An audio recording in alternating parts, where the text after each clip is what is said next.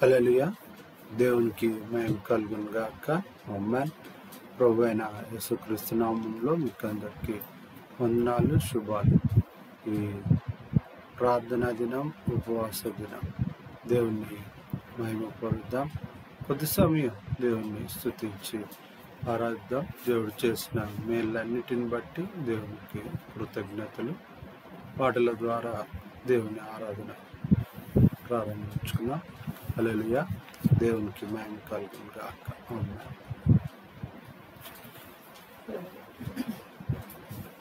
యెహోవా నాకు వెలుగాయే, యెహోవా నాకు రక్షణయే, నా ప్రాణదుర్గమయే. నేను ఎవరికి ఎన్నడూ భయపడను, యెహోవా నాకు వెలుగాయే. నాకు మార్గమును, ఉపదేశమును, ఆలోచనను గ్రహించే. నాకు మార్గమును, ఉపదేశమును, ఆలోచనను గ్రహించే. నీ ఆజ్ఞలలో జీవించుటకు కృపతో నింపి కాపాడుము. నీ ఆజ్ఞలలో జీవించుటకు కృపతో నింపి కాపాడుము. యెహోవా నాకు వెలుగాయే, యెహోవా నాకు రక్షణయే, నా ప్రాణదుర్గమయే. నేను ఎవరికి ఎన్నడూ భయపడను, యెహోవా నాకు వెలుగాయే. నా కొండయు, నా కోటయు, నా ఆశ్రయము నీవే. నా కొండయు, నా కోటయు, నా ఆశ్రయము నీవే. నేనెల్లప్పుడు ప్రభు సన్నిధిలో స్తుతిగానము చేసెదను. నేనెల్లప్పుడు ప్రభు సన్నిధిలో స్తుతిగానము చేసెదను. యెహోవా నాకు వెలుగాయే, యెహోవా నాకు రక్షణయే, నా ప్రాణదుర్గమయే. నేను ఎవరికి ఎన్నడూ భయపడను, యెహోవా నాకు వెలుగాయే. నా తల్లియు, నా తండ్రియు ఒకవేళ మరచినను, నా తల్లియు, నా తండ్రియు ఒకవేళ మరచినను, ఆపత్కాలమున చెడి విడువకను యెహోవా నన్ను చేరదీయును. ఆపత్కాలమున చెడి విడువకను యెహోవా నన్ను చేరదీయును. యెహోవా నాకు వెలుగాయే, యెహోవా నాకు రక్షణయే, నా ప్రాణదుర్గమయే. నేను ఎవరికి ఎన్నడూ భయపడను, యెహోవా నాకు వెలుగాయే, యెహోవా నాకు రక్షణయే. హల్లెలూయా. హల్లెలూయా. చేతులు చూద్దాం. దేవునికి మహిమ కలుగును గాక. ఆమేన్. మరొక పాట అందరం కలిసి పాడదాం. ఆరాధన, స్తుతి ఆరాధన, ఆరాధన, స్తుతి ఆరాధన, ఆరాధన, స్తుతి ఆరాధన. నీ వంటి వారు ఒక్కరు లేరు, నీవే అతి శ్రేష్ఠుడా. దూతగణములలో నిత్యము కొలిచే నీవే పరిశుద్ధుడా. నిన్న నేడు మారని ఆరాధన, స్తుతి ఆరాధన, ఆరాధన, స్తుతి ఆరాధన.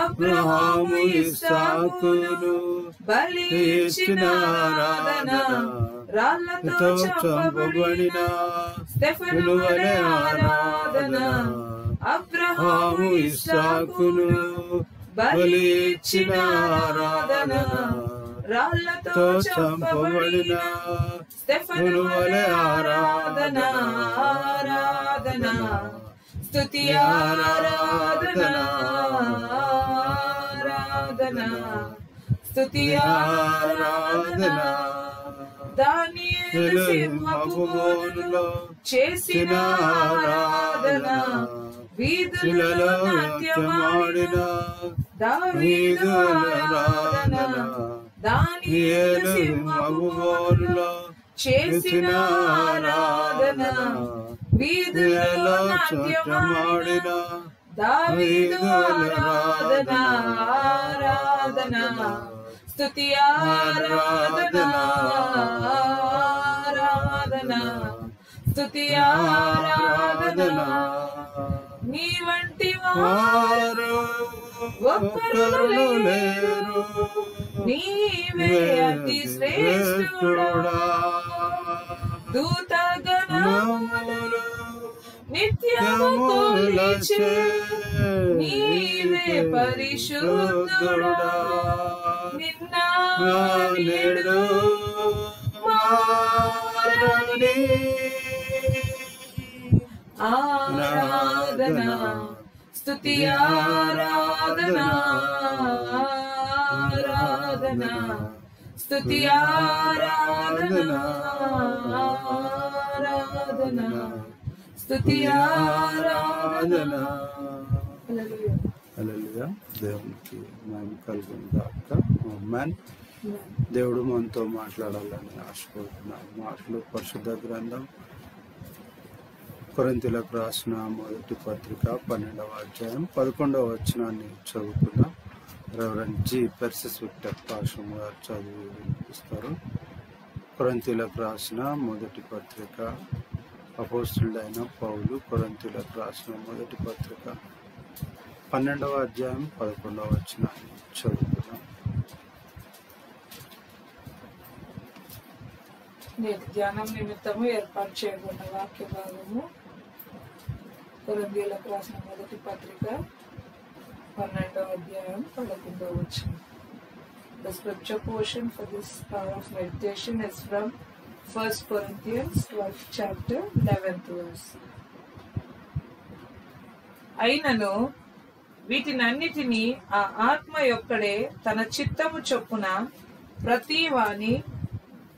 ప్రతివానికి ప్రత్యేకముగా పంచి ఇచ్చుచు కార్యసిద్ధి కలుగచేయుచున్నాడు. దేవుడు తన పరిశుద్ధ వాక్యం మన వినికిడిలో దీవించి ఆశీర్వదించుగాక. ఆమేన్. చేతులు చెప్దాం. ఆమేన్. ఆమేన్. దేవునికి నేను కలుగును గాక. ఆమేన్. తల్లోంచి కళ్ళు మూసుకుందాం. పల్లవి వచనం పాట పాడుతుండగా మనల్ని మనం దేవునికి కనపరుచుకుందాం. దేవుని జీవము వాక్య రూపకంగా హృదయాల్లో ముద్రింపదగినట్టుగా అలాగూ యోగ్యమైన హృదయ సమర్పణ మనపూర్వకమైన దేవుని జీవం ముద్రింపద రీతిగా మనల్ని మనం దేవునికి కనపరుచుకుందాం. దేవుడు చేసిన మేలన్నిటిని బట్టి దేవునికి కృతజ్ఞతలు తెలియచేద్దాం. దేవుని సన్నిధి దేవునికి మనకి మధ్యలో అడ్డుగా ఉంటున్నారు ఏవైనా ఉంటే వాటిని ఒప్పుకొని విడిచిపెట్టి వారు ధన్యులను దేవుని వాక్యం సెలవిచ్చిన రీతిగా దేవుని సన్నిధి ఒప్పుకొని విడిచిపెట్టుట మనకు ఆశీర్వాదకరం. హల్లెలూయా. నీకే నా స్తుతి ఆరాధన చేసేదానికే నీ ప్రార్థన మహిమతో నీవు మమ్ము నింపు నీకిష్టమైన వారిగా మార్చుచు హల్లెలూయా హల్లెలూయా హల్లెలూయా హల్లెలూయా హల్లెలూయా హల్లెలూయా. కరుణతో కృత జీవితమిచ్చావు, నాకేడమై నన్ను రక్షించావు, నా విజ్ఞాపనలో జవాబిచ్చావు, నే తొట్టు పడకుండా నన్ను కాపాడావు. హల్లెలూయా హల్లెలూయా హల్లెలూయా హల్లెలూయా హల్లెలూయా హల్లెలూయా. నీకే నా స్తుతి ఆరాధన, చేసేదానికే నీ ప్రార్థన, మహిమతో నీవు మమ్ము నింపు, నీకిష్టమైన వారిగా మార్చు. హల్లెలూయా హల్లెలూయా హల్లెలూయా హల్లెలూయా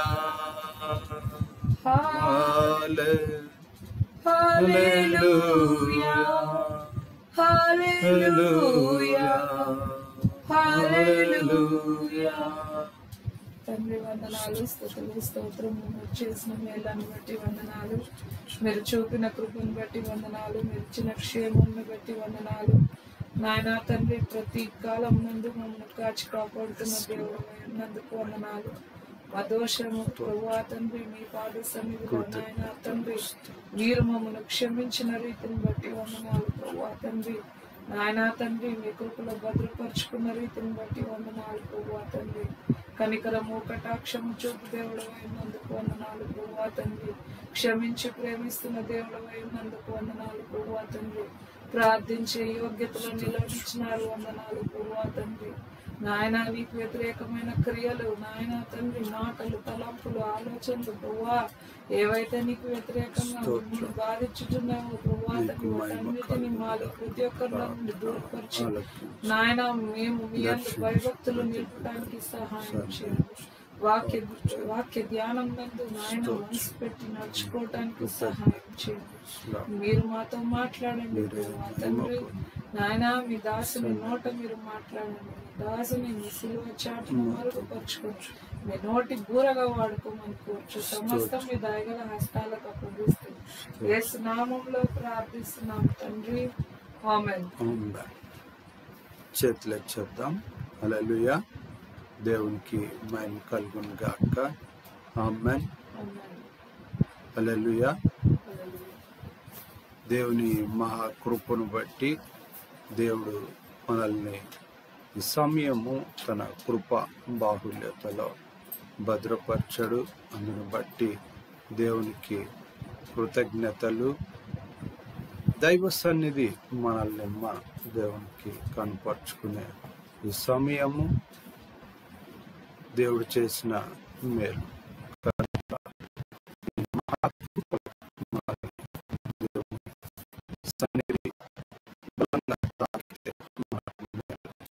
యెహోవా ఆత్మ అన్న నడిపింపులో మనము గడిచిన ఉపదేశంలో దేవుని మహిమపరిచి దేవుని వాక్య రూపకమైన ఆత్మ నడిపింపు ఆశీర్వాదం పొందుకున్నాం. దేవుడు ఈ సమయం కూడా దేవుని ఆత్మ నడిపింపు దేవుడు మనతో మాట్లాడుతున్న రీతిగా కొరింథీ పత్రికలో దేవుడు పౌలు భక్తుని ద్వారా మనతో మాట్లాడుతున్నాడు. ఈ అధ్యాయం దేవుడు పంచి ఇచ్చుచున్నాడు. పంచి ఏమి ఇస్తూ ఉన్నాడు అంటే దేవుడు తన ఆత్మను, అతడే ఆ ఆత్మ గనుక ఆ ఆత్మను మనకు పంచి ఇస్తున్నాడు. దీన్ని మనము దేవుని ఆత్మ, పరిశుద్ధ ఆత్మ అలా దాన్ని స్వీకరిస్తూ ఉన్నాం. దేవుని మహాకృపలో దేవునికి కృతజ్ఞతలు. దేవుడు ఆ ఆత్మలో మనల్ని జ్ఞాపకం చేసుకొనుటకు మనం ఏ పాటి వారం ఆయనను ఉచితమైన ప్రేమ, కనికరము,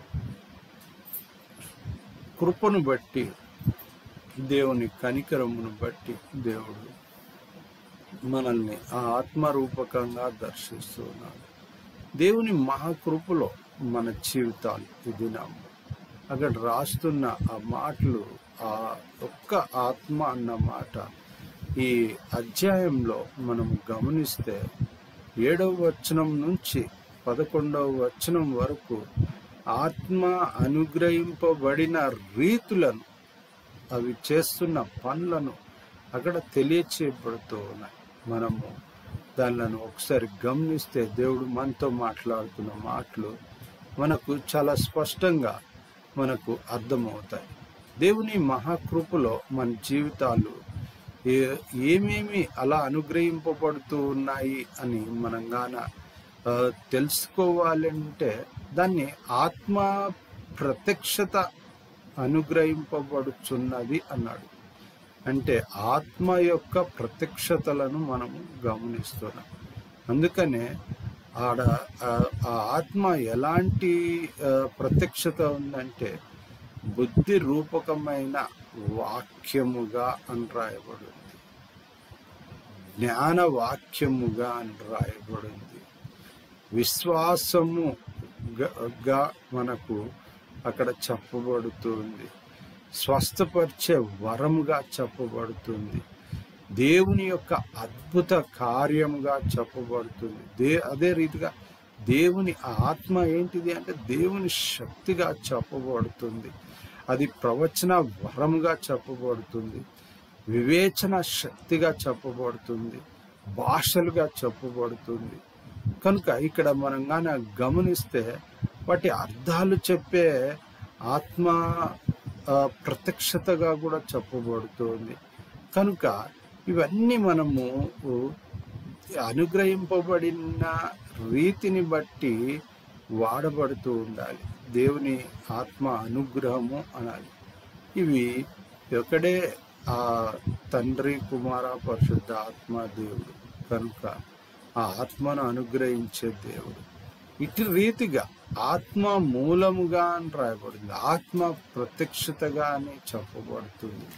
దేవుని మహాకృపలో మన జీవితాలు ఈ ప్రార్థనా దినం, ఉపవాసం ఉంటూ మనము పంచి ఇయ్యబడుతుంది అంటున్నాడు. చాలా మటుకు మనము ఆహారము నలుగురుంటే నలుగురికి సమానంగా పంచుతాం. ఉన్న ఆహారాన్ని తినాలి అన్నప్పుడు ఎవరికి తక్కువ కాకున్నట్టు, ఎవరికి ఎక్కువ కాకున్నట్టు సమానంగా పంచుతాం.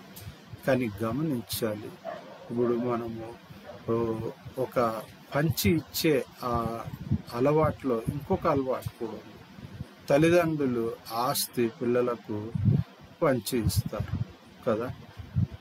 కాబట్టి మన పరమ తండ్రి అయిన దేవుడు తన నడిపింపును పరిశుద్ధాత్మ అనే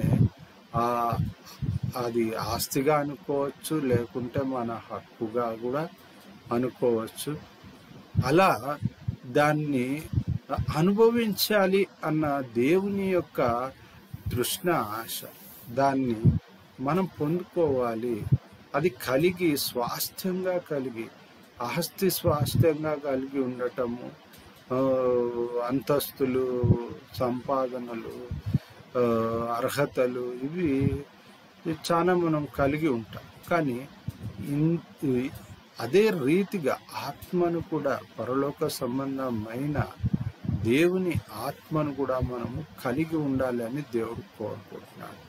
కనుక అలా మనము ఉండగలిగితే ఎంత మేలు. అందుకనే దేవుని మహాకృపలో మనం గాన గమనిస్తే గాన పరిశుద్ధాత్మ అన్న మాట మనము ఒకసారి చూస్తే రాయబడ్డ ఆ మాటలలో దేవుని వాక్యము తెలియచేయబడుతుంది. ఈ మాటలు దేవుని ఆత్మ, పరిశుద్ధాత్మ అన్న ఆ రీతిని మనం గాన గమనిస్తే గాన అక్కడ రాస్తున్నాడు. 3వ వచనంలో ఈ మాట రాయబడుతుంది. 3వ వచనాన్ని మనం ఒకసారి గమనిస్తే గన అక్కడ తెలియచేయబడుతుంది. ఏమని తెలియచేయబడుతుంది అంటే, ఇందుచేత దేవుని ఆత్మ వలన అని రాయబడ్డాడు. దేవుని ఆత్మ వలన మనము చెప్పగలిగిన శక్తి అనేది ఒకటి ఉంది. చెప్పగలిగిన శక్తి ఏంటిది అది అంటే, ఇక్కడ చెప్పబడుతూ ఉన్న మాట మనం గాన గమనిస్తే గన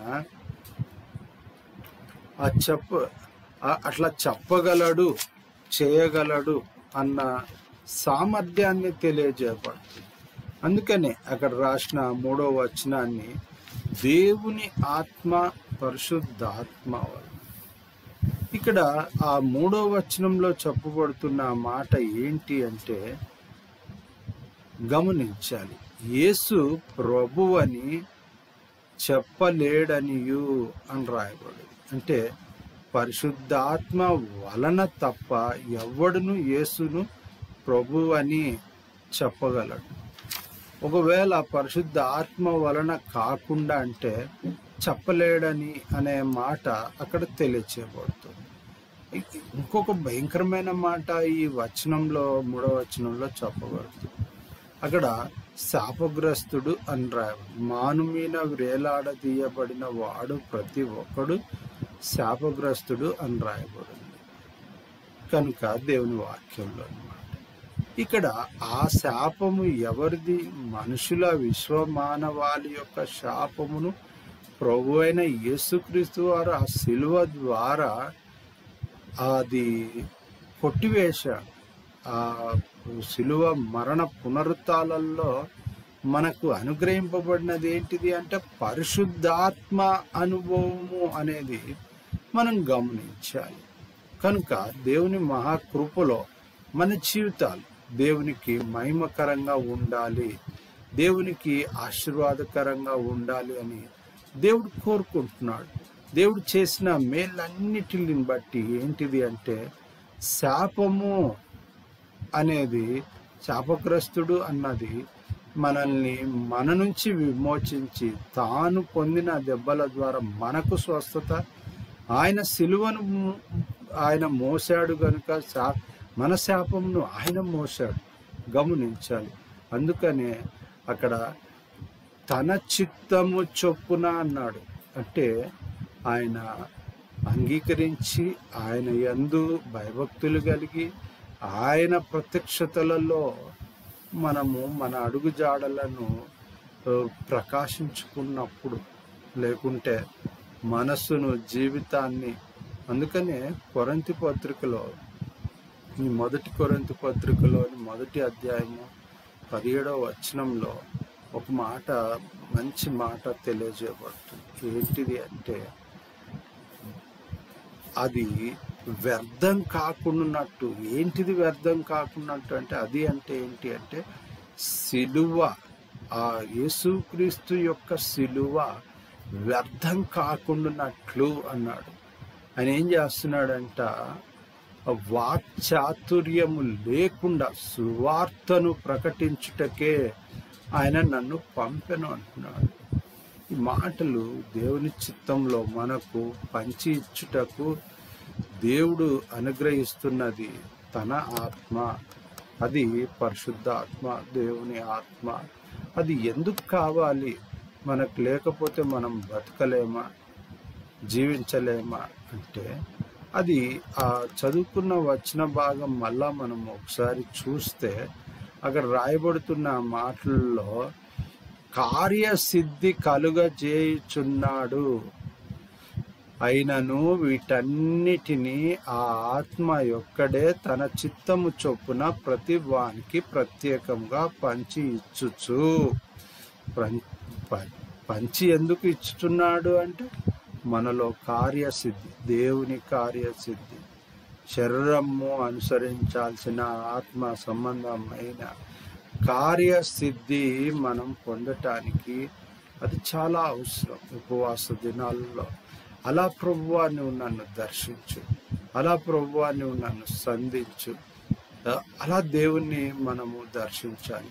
అందుకే 7వ వచనంలో ఎందుకు ఈ ఆత్మ ప్రత్యక్షత అనుగ్రహింపబడుతుంది అంటే, అందరి ప్రయోజనము నిమిత్తము అని అంటే కొరకు, ప్రయోజనము కొరకు అని రాయబడింది. అందరి ప్రయోజనం కొరకు అని రాయబడింది. కానీ ఈ వచనాల్లో మనం గాన మొదటి 6 వచనాల్లో గమనిస్తే దేవుడు ఇంకొక గ్రహింపును మనకు ఉండాలని కోరుకుంటున్నాడు.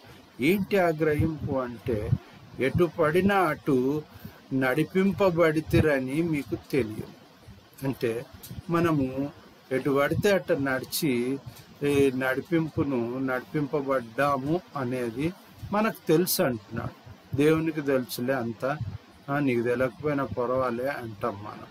కానీ మనము ఎటు పడితే అటు నడిచామనేది ఫస్ట్ మనకే తెలుసు అదంతా అని పౌలు భక్తుడు చెప్తూ ఉన్నాడు. కాబట్టి ఎలాంటి జీవితము దేవునికి మనము అందించాలి? ఎటు పడితే అట్ట నడిపింపబడే శాపగ్రస్తమైన జీవితం కాదు. అది కొట్టేశాడు దేవుడు సిలువలో. ఉపవాస దినాల్లో దేవుడు ఈ 40 రోజుల ఉపవాస దినాల్లో మనల్ని ఐశ్వర్యవంతులనుగా పరిశుద్ధ ఆత్మ నడిపింపు ఐశ్వర్యంలో మనం వర్ధిల్లాలని దేవుడు కోరుకుంటున్నాడు. అందుకనే ఎటు పడితే నువ్వు అటు నడవటానికి వీలు లేదు. ఆ నడిపింపబడ్డ జీవితము దేవుని కొరకు నడిపింపబడాలి అని అక్కడ రాస్తున్నాడు. కనుక ఎటుబడినా అటు నడిపింపబడితిరని మీకు తెలియను అంటే నాకు తెలియదు అని అనుకోవచ్చు. కానీ ఈ దినము ఆ గ్రహింపును కూడా ఈ కాలంలో మనకు బయలుపరుస్తున్నాడు. దేవుని ఈ ప్రయోజనమా, మనుషుల ప్రయోజనమా, లోక ప్రయోజనమా, లేకుంటే ఆత్మ ప్రయోజనమా, శరీర ప్రయోజనమా, స్వలాభమా, ఆత్మలాభమా, దేవుని లాభమా, ఇక్కడ మనుషుల లాభమా, ఎన్ని రీతులుగా మనం ప్రశ్నించుకోవచ్చు మన జీవితాన్ని. కనుక ఈ దినము దేవుడు తన చిత్తంలో మనకు అనుగ్రహిస్తున్నవి అవి కార్యసిద్ధి కలిగించేటానికి. కార్యసిద్ధి అంటే ఆయుష్కాలం అంతా పొందే విజయాన్నే కార్యసిద్ధి అనుకోవాలి. దేవుడు అలాంటి కృప నాకు అనుగ్రహించు ప్రభువా అన్న బిడ్డలు తల్లోంచి కళ్ళు మూసుకుందాం. ముగింపు ప్రార్థన, దైవాశీర్వాదము, ప్రభు నేర్పిన ప్రార్థన, సెలవు కీర్తనతో ఈ ప్రార్థన దినం, ఉపవాస దినం యొక్క ఆరాధన ముగించుకుందాం. తల్లోంచి కళ్ళు మూసుకుందాం, ప్రార్థన చేసుకుందాం. పరిశుద్ధ ఉన్నతుడా, సర్వశక్తి మిక్కిలి దయ ప్రేమ, గొప్ప కనికరంగల్లాన నీ కృతజ్ఞతలు స్తోత్రాలు. నా నోటి మాటలు మా అందరి హృదయ ధ్యానము మీకు అంగీకారకృతమగును గాక. వాక్యాహారం చేత తృప్తిపరిచినందుకు కృతజ్ఞతలు. నా నోటి మాటలు మా అందరి హృదయ ధ్యానము మీకు అంగీకారకృతమగును గాక. ఆత్మ ప్రత్యక్షతలో అనుగ్రహింపబడిన దేవుని చిత్తానుసారమైన పంచి ఇయ్యబడ్డ ఆత్మ నడిపింపులో ప్రతి బిడ్డ ప్రభువా తన్ను తాను నేనా గ్రహించటానికి, నాయన అందులో వర్ధిల్లటానికి మీ కృపను అనుగ్రహించండి. నీవు నాయన నీ సన్నిధి మాతో కూడా ఉంచినందుకు కృతజ్ఞతలు. నాయన ప్రార్థన చేస్తున్నాం, నీ సన్నిధి ఆశగలిగిన ప్రాణం, పరలోక ఆహారము, ఆశీర్వాదముల చేత తృప్తిపరచండి. ఉపవాస దినాలలో శ్రేష్టమైన సర్వోన్నతమైన మార్గము అని ఈ అధ్యాయంలో చివరి వచనంలో తెలియచేశారు. అలాంటి సర్వోన్నతుడైన దేవుని సర్వోన్నతమైన మార్గంలో, శరీరము ఆత్మ సంబంధమైన నడిపింపులో, ఆ సర్వోన్నతమైన మార్గంలో భూమి మీద నడవటానికి మీ కృపను అనుగ్రహించండి. అలాంటి గ్రహింపు, వివేచన, తలంపు నాయన విని విడిచిపెట్టువారు కాక విని గ్రహించి నెరవేర్చని కుమార్తెలుగా తీర్చిదిద్దండి. వాక్యం వింటున్న ప్రతి బిడ్డను దర్శించండి, ఆశీర్వదించండి. నాయన నీ సన్నిధి, నీ ప్రత్యక్షతను కనపరచండి. నాయన నేను బాప్తిసము ఇచ్చుటకు రాలేదు, కానీ క్రీస్తు శిలువ కార్యము వ్యర్థం కాకుండానట్లు సువార్తను ప్రకటించుటకు వచ్చి తినని ఆయన తెలియచేసిన రీతిగా ఈ దినం ప్రభువా ప్రతి బిడ్డ ఆ శిలువను గూర్చిన వార్త మనుషులకు వ్యర్థనం, కానీ రక్షింపబడుతున్న మనకు దేవుని శక్తి అయినదని గ్రహించడానికి వాక్యం వింటున్న ప్రతి బిడ్డ ఇది దేవుని శక్తి అని గ్రహించడానికి నీ కృపను అనుగ్రహించండి. అలాగూ వాక్యాహారం చేత తృప్తిపరిచినందుకు కృతజ్ఞతలు. ఉపవాస దినం, ప్రార్థనా దినం నాయన శుక్రవారం ప్రభువా నీ సన్నిధి కన్నీళ్లు కారుస్తున్న బిడ్డలు, రోధిస్తున్న బిడ్డలు, దుఃఖపడుతున్న బిడ్డలు, మాకు దిక్కెవరు అంటున్న బిడ్డలు, మాకు సహాయం నీవే, మా దేవుడవు నీవే, నువ్వు సహాయం చేయంటున్న బిడ్డలు నాయన ప్రార్థన దాటిపోని దేవుడు, కన్నీళ్లు దాటిపోని దేవుడు, నీ కృప కనికరము క్షేమము నడిపింపు ఆశీర్వాదం నీ బిడ్డలకు అనుగ్రహించండి. సజీవుడమైన దేవుడవు ప్రభువా, పగలు మేఘస్తంభం రాత్రి అగ్నిస్తంభం వలె ఆయన ఇశ్రాయేలుతో నడిచిన దేవుడు ప్రభువా, నీ బిడలతో నూతన ఇశ్రాయేలను ప్రపంచంలోని ప్రతి విశ్వాసతో నడిచే దేవుడవైనా అని కనపరుచుకోనండి ప్రభువా. అలాగూ నేను ప్రతి బిడ్డ మేలు ఆశీర్వాదం పొందుకుంటానికి నీ కృపను అనుగ్రహించండి, యోగ్యులు అర్హులుగా చేయండి. మీరు చేసిన మేళ్ళన్నిటి బట్టి కృతజ్ఞతలు. యేసు రక్తం ప్రోక్షిస్తున్నాం, దహించి అగ్ని ఆత్మ వాక్కు విడుదల చేస్తున్నాం. ముట్టండి, తాకండి, స్వస్థపరచండి, దీవించండి, కనికరపడండి, కృప చూపండి, ఆలోచించండి, జ్ఞానం బోధించండి. నాయన పరీక్షల్లో మీరు తోడేయండి, ఆశీర్వదించినందుకు కృతజ్ఞతలు. గొప్ప విజయాన్ని దయచేయండి. ఇంకా పరీక్షలు రాస్తున్న బిడ్డలు, ఇంకా పరీక్షలకు సిద్ధపడుతున్న బిడ్డలు, 18వ తారీఖు నుంచి పరీక్షలు రాయబోతున్న బిడ్డలు నాయన మీరు దీవించి ఆశీర్వదించండి. ఎండ తీవ్రతను మీరు తగ్గించండి ప్రభువా.